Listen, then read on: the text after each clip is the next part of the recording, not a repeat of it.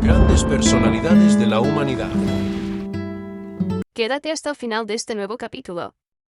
La humanidad a lo largo de la historia humana desde su creación se refieren a personas o individuos con un impacto histórico significativo y duradero en campos como la ciencia, la política, la cultura, la filosofía o la religión. No existe una definición única, ya que su importancia se mide por la influencia de sus logros, ideas y acciones, que pueden ser positivos o negativos, buenas o malas. Hola, buenos días. Otra vez aquí con nosotros. Te prometo que hoy conocerás la verdadera historia de Mahomet, más conocido como Mahoma, el profeta elegido por Alá, Dios de los árabes. Fuentes importantes sobre la vida de Mahoma pueden hallarse en obras históricas escritas por autores de los siglos II y III de la era de la Égira, alrededor de los siglos VIII y IX después de Cristo respectivamente. La más temprana de estas biografías es la vida del mensajero de Dios de Inisac, escrita calle 767 de C, 150 de H. Si bien la obra original se perdió, esta sira sobrevive en la forma de fragmentos extensos en obras de Inisam y en un grado menor en obras de Al-Tabari. Sin embargo, Inisam escribió en el prefacio de su biografía de Mahoma que había omitido asuntos de la biografía de Inisac que afligirían a ciertas personas. Otra fuente histórica temprana es la historia de las campañas de Mahoma escrita por al-Baqidi, M130 DH, y la obra del secretario de al-Baqidi min Sade al-Baghdadi, M168 DH. Gracias a estos esfuerzos biográficos tempranos, se sabe más de Mahoma que de casi cualquier otro fundador de una de las grandes religiones. Bienvenidos y bienvenidas una vez más mis fieles seguidores y suscriptores a vuestro canal de aprendizaje. Aprende cada día 365. Recuerda, enseñar es no parar de aprender. Disfruta al máximo del contenido que tanto andabas buscando. Estamos hoy al día 303 del año 366, ya que este año es bisiesto y tiene 366 días, equivalentes a 8.784 horas, al año. La vida del profeta Mahoma. Comencemos. Las primeras revelaciones de Mahoma. Mahoma era de carácter reflexivo, cada vez más preocupado por las condiciones sociales de los mecanos, rutinariamente empezó a pasar noches orando y meditando en la cueva de Hira, cerca de la Meca.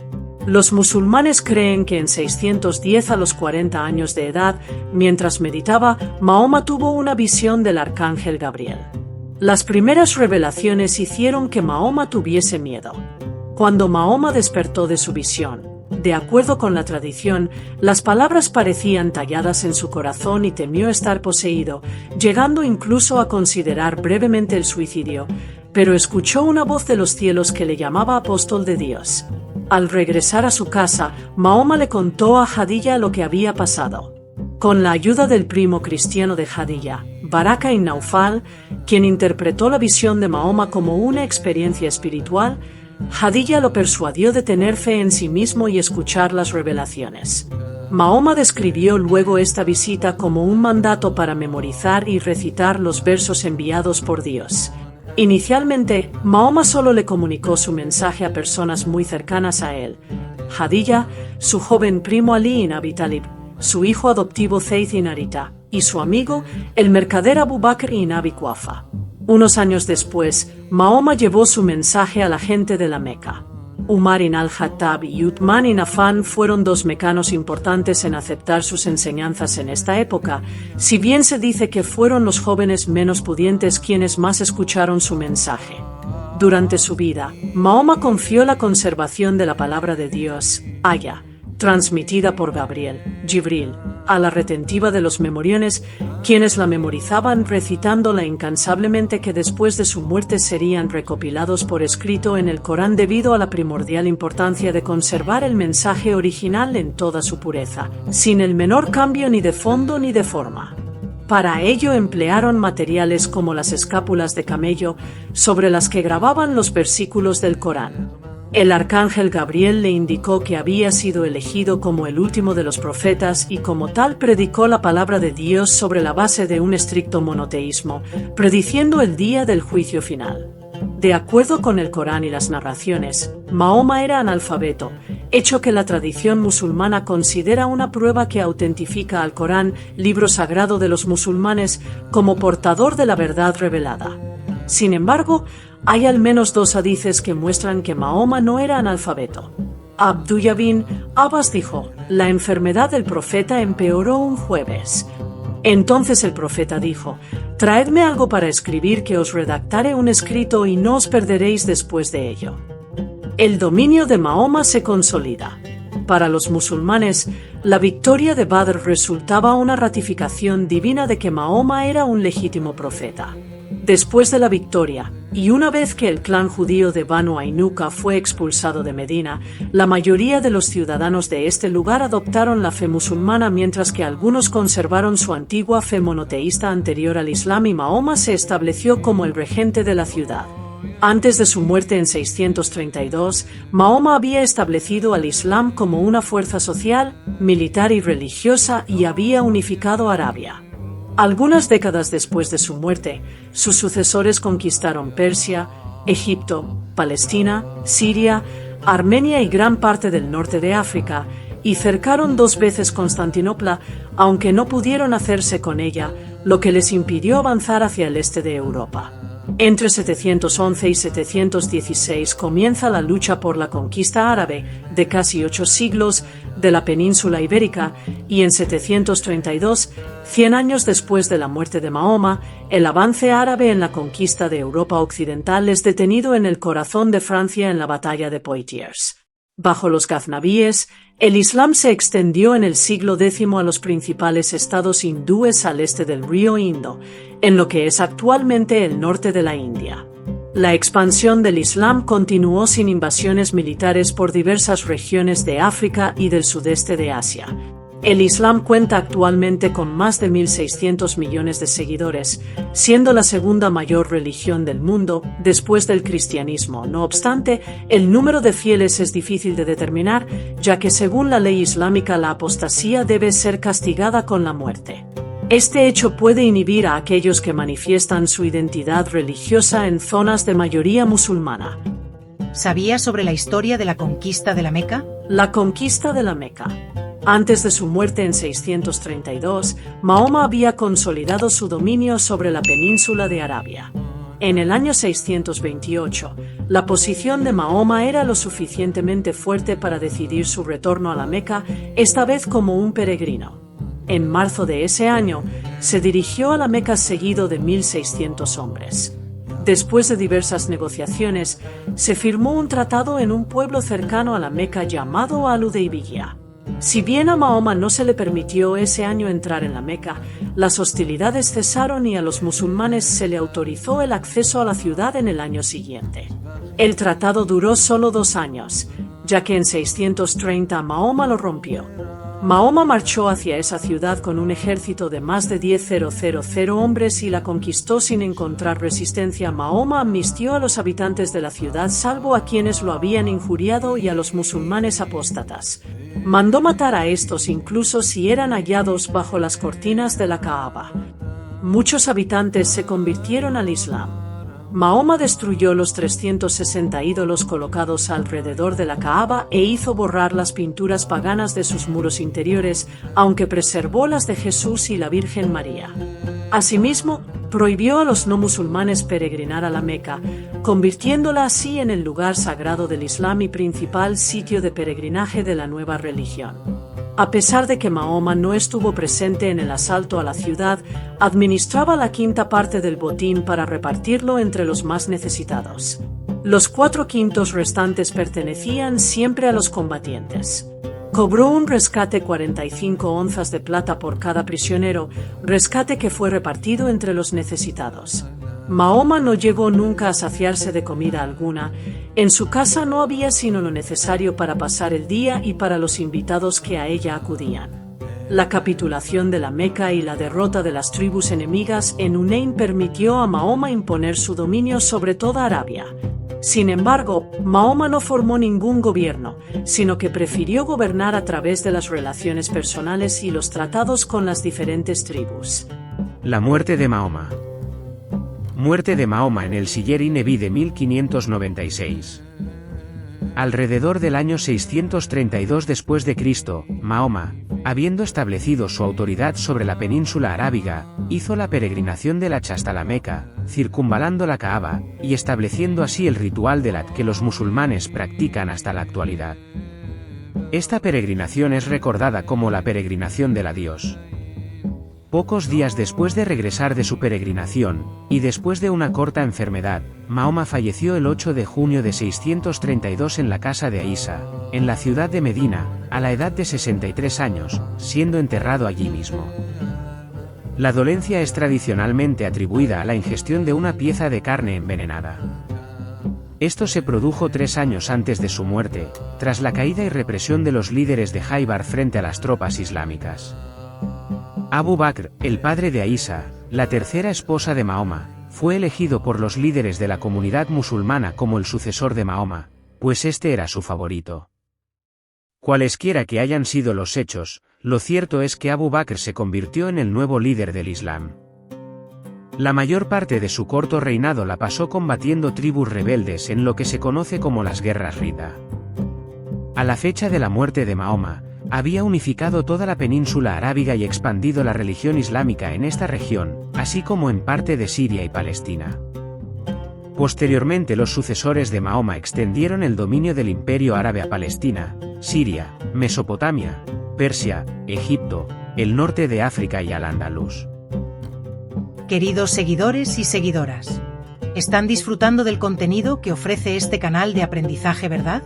Esperamos que estén aprendiendo cosas nuevas con nosotros. Por favor, dale me gusta y suscríbanse a nuestro canal y activa la campanita de las notificaciones. Sabemos que nadie te lo ha contado así. Jamás. Escucha. Al final de este vídeo habrá un bonus. Como siempre para ti. Es nuestro deber satisfacer a nuestra audiencia por siempre. Disfrútalo. Y seguimos. La vida de Mahoma concluyó con su muerte en Medina en el año 632 después de Cristo, dejando tras de sí un Islam que había unificado a Arabia bajo una fuerza social, militar y política, además de una religión con un código moral y un libro sagrado, el Corán. Su legado es la creación de la fe islámica, que se transmitió a través del Corán y la Sunna, y la posterior elección de su sucesor, Abu Bakr, que dio inicio a la expansión del Islam más allá de la península arábiga. La información proporcionada resalta la importancia de Mahoma en la creación de una nueva civilización y la proclamación de la unidad de Dios, Allah. Su mensaje de sumisión completa al Islam y sus ideas influyeron en la teología, la política y la cultura. Mahoma transformó el mundo y sentó las bases de una nueva vida para sus seguidores, creando un nuevo reino.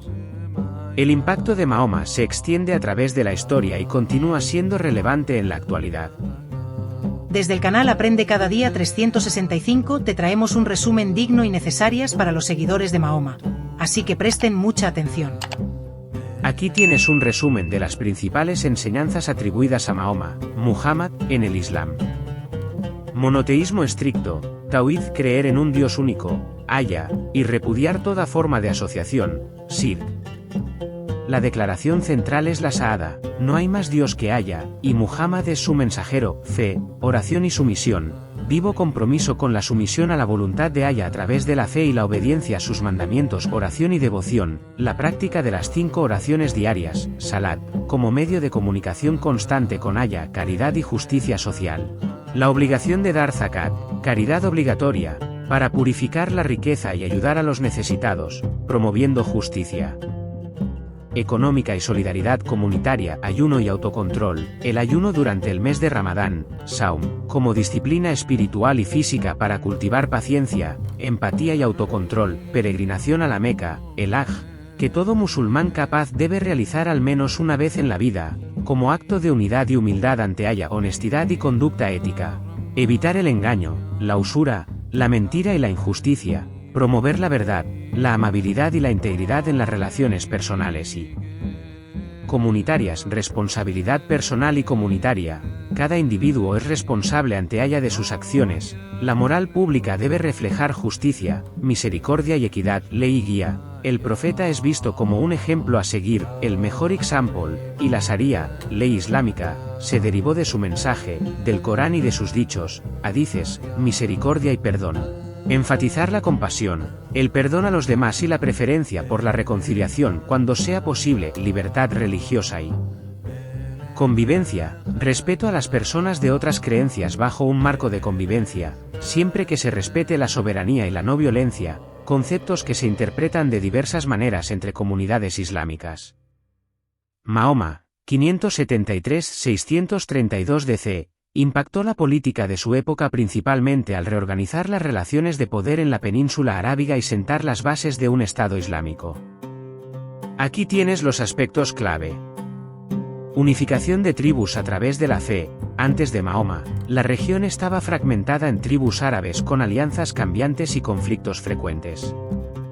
A través del Islam, logró unir a diversas tribus y clanes bajo una identidad común basada en la fe y la obediencia a un solo Dios.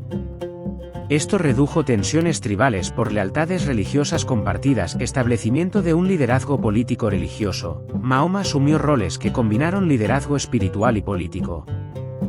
La oración y la jurisdicción religiosa se integraron con la administración civil, creando un modelo de gobernanza que no separaba estrictamente lo religioso de lo político, como ocurría en algunas comunidades preislámicas. Consolación de una comunidad políticamente cohesionada. Después de la migración, la Égira, a Medina en 622, Mahoma fundó una una comunidad musulmana con normas, leyes y acuerdos entre comunidades musulmanas y no musulmanas. Este marco legal incluía pactos de convivencia, protección de derechos y reglas para la justicia, la guerra y la paz, tratados y alianzas estratégicas. Mahoma estableció alianzas con tribus árabes y judías en Medina, y gestionó conflictos con tribus hostiles. Sus tratados, como la Constitución de Medina, buscaban equilibrar la seguridad y la cooperación entre diferentes grupos, creando una coalición política estable en la región. Confrontación y diplomacia en conflictos regionales. Tras abandonar Medina y regresar a la Meca, consolidó el control político en la península mediante la conquista de ciudades clave y la neutralización de rivales. La expansión del Islam llevó a cambios en las esferas de poder, acomodamientos, conversiones y, a veces, imposición de autoridad política a través de acuerdos o conquistas militares. Fundación de un sistema de gobernanza islámico temprano. El modelo de liderazgo de Mahoma dio forma a estructuras administrativas, legales y militares que influirían en la organización de los califatos posteriores. Sus enseñanzas y ejemplos sirvieron de base para la sharía y las prácticas administrativas en las comunidades musulmanas emergentes. Influencia en la legitimidad política. La legitimidad de los gobernantes posteriores en el Islam a menudo se basaba en su relación con la tradición Mahum, el ejemplo del profeta, Sunna, y la continuidad de la Umma.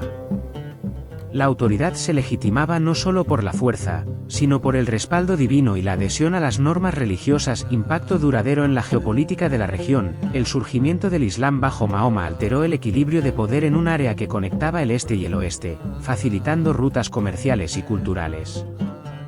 Con el tiempo, condujo al desarrollo de imperios islámicos que abarcan vastas áreas, extendiendo su influencia políticas y religiosas más allá de la península arábiga.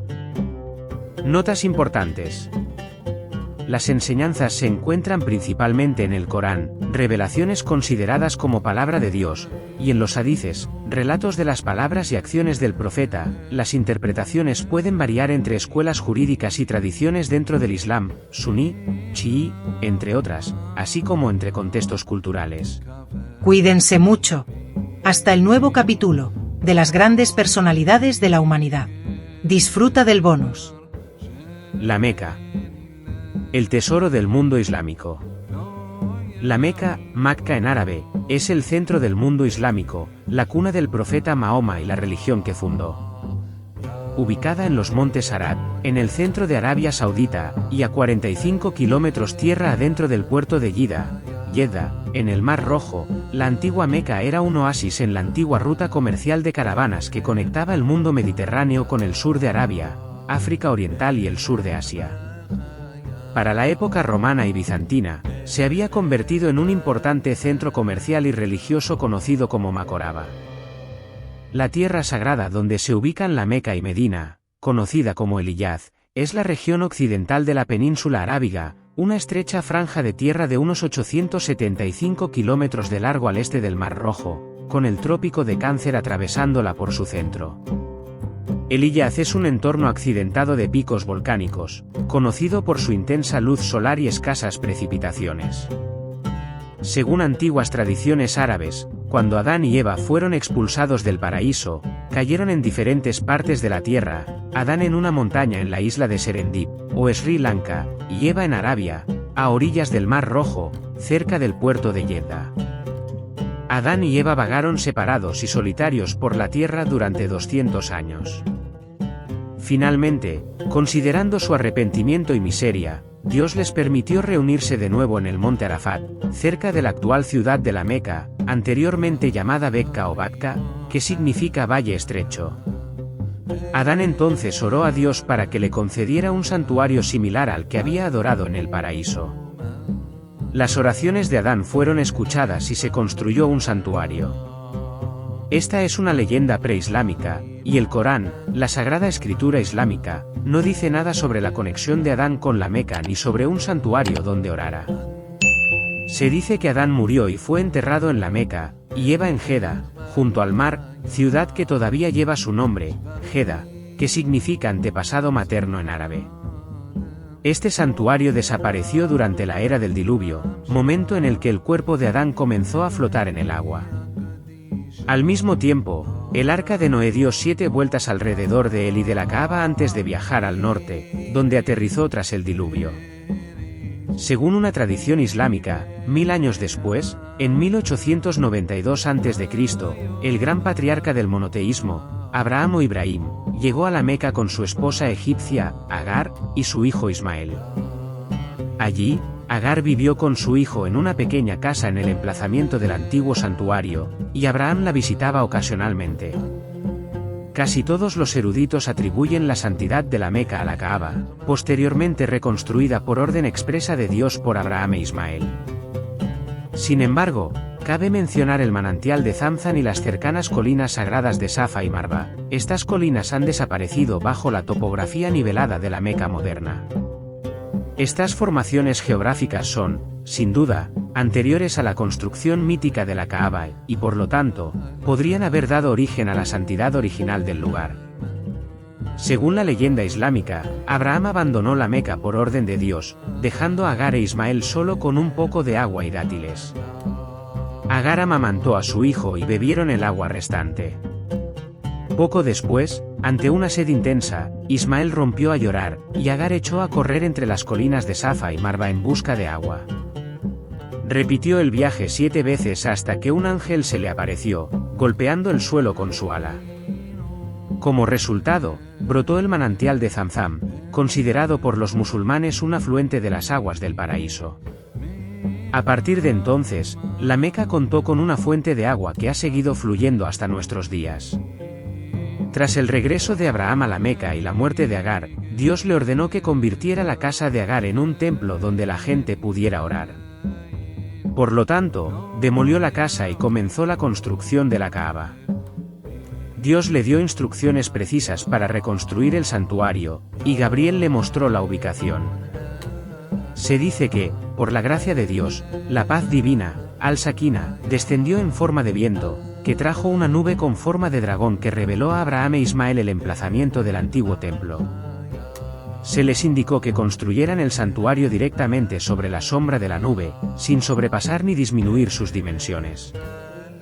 Las leyendas dicen que el santuario se construyó con las piedras de 5 montañas sagradas: el monte Sinaí, el monte de los Olivos, el monte Líbano, Al-Judi y el cercano monte Hira. Al finalizar la construcción del santuario, Gabriel trajo una piedra mágica para el santuario. Diversas fuentes especulan que esta piedra era un meteorito o un zafiro blanco del jardín del Edén, que había estado oculta en la cercana montaña sagrada de Abu Qubais durante el periodo del diluvio, y que posteriormente fue devuelta a Abraham para incluirla en su versión de la Kaaba. Sea cual sea su origen, la piedra probablemente fue un objeto sagrado de los nómadas árabes preislámicos que se habían asentado alrededor del manantial de Zamzam que fluye en el centro de la antigua Meca.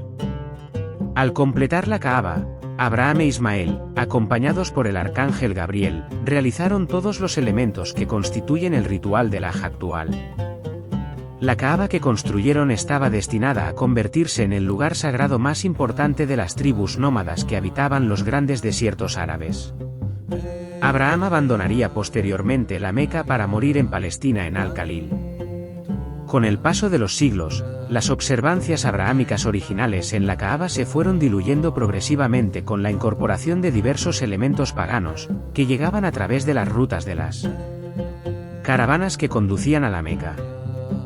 Los peregrinos de la época preislámica visitaban no solo la casa de Abraham y la piedra sagrada de Gabriel, sino también la colección de ídolos de piedra, que representaban a diferentes deidades, que se conservaban en la Kaaba y sus alrededores.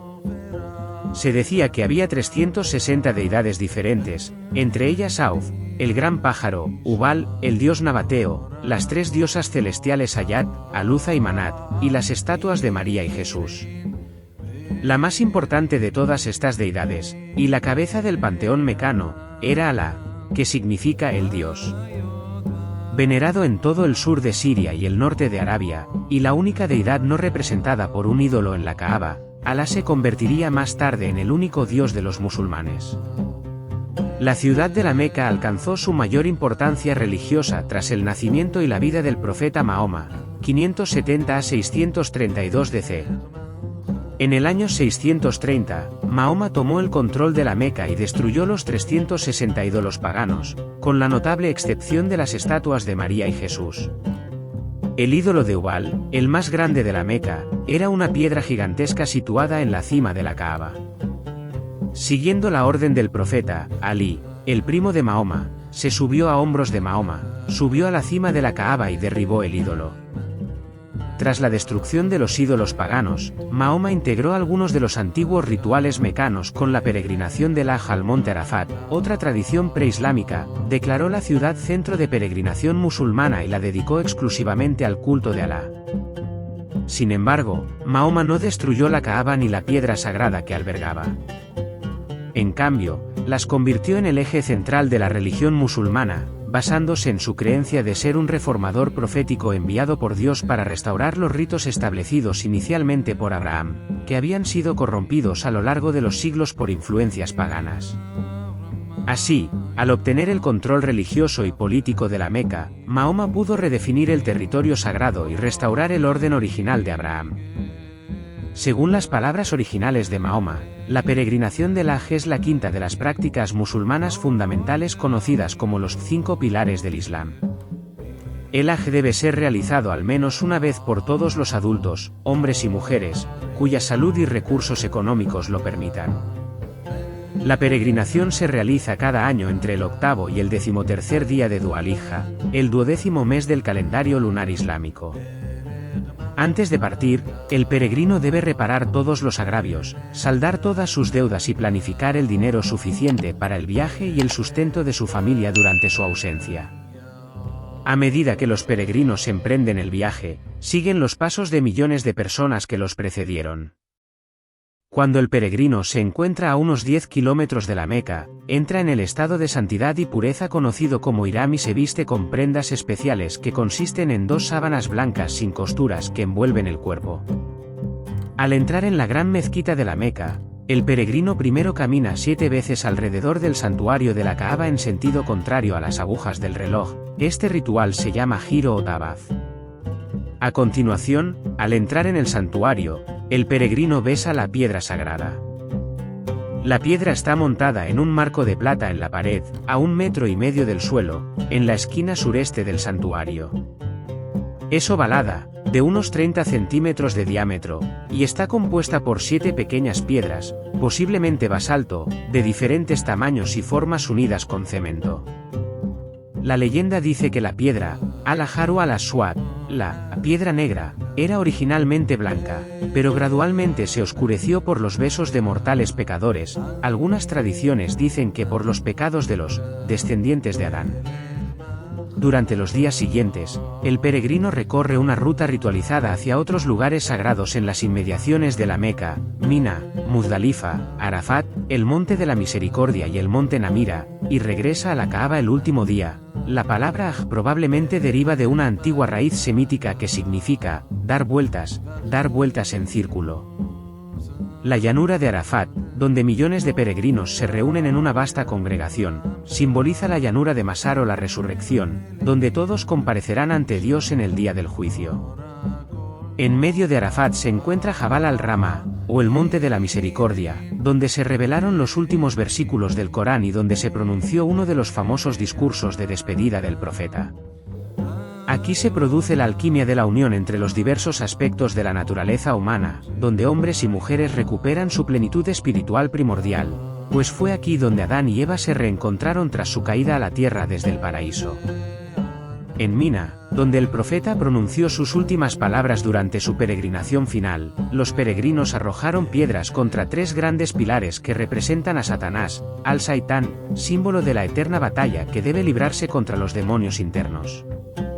Finalmente, se sacrifica un animal, una oveja o un camello, para emular la preparación de Abraham para sacrificar a su hijo Ismael.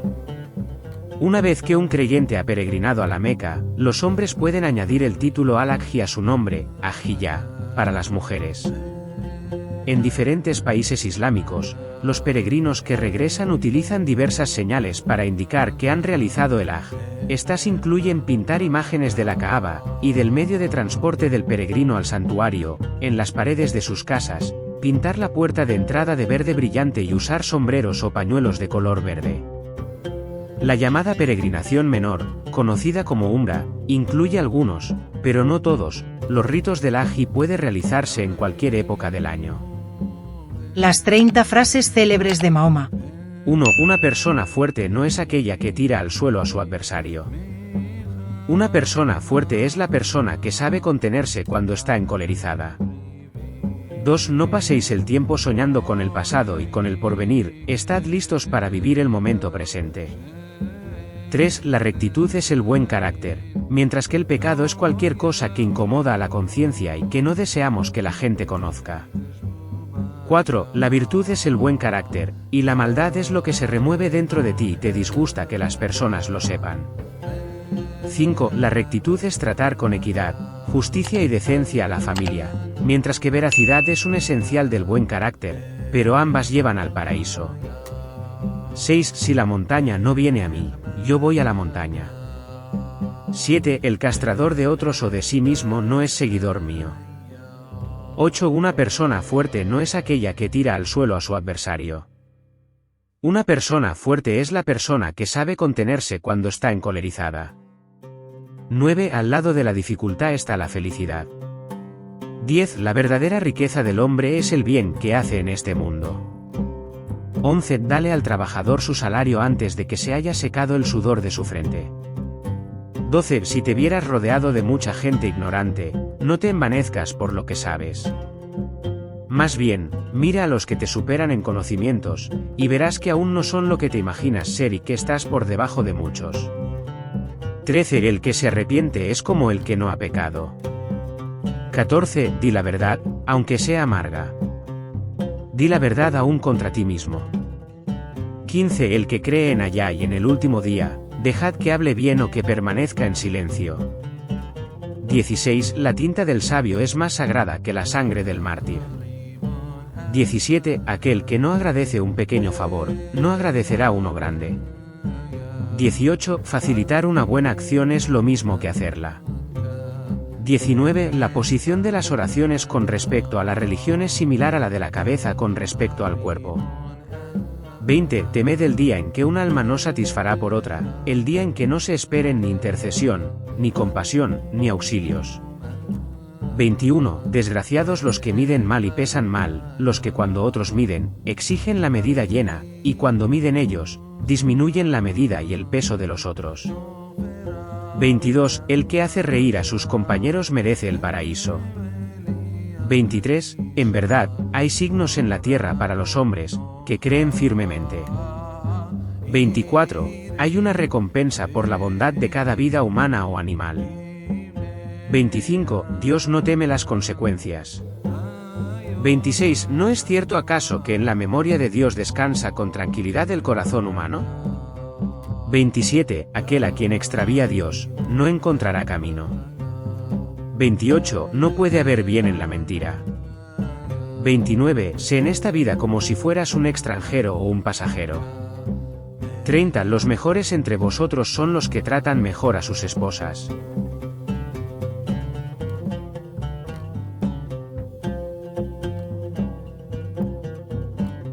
Hasta un nuevo capítulo. Buenos días. Buenas tardes. Y buenas noches. Desde cualquier lugar del planeta de los mortales. Dios del Evangelio.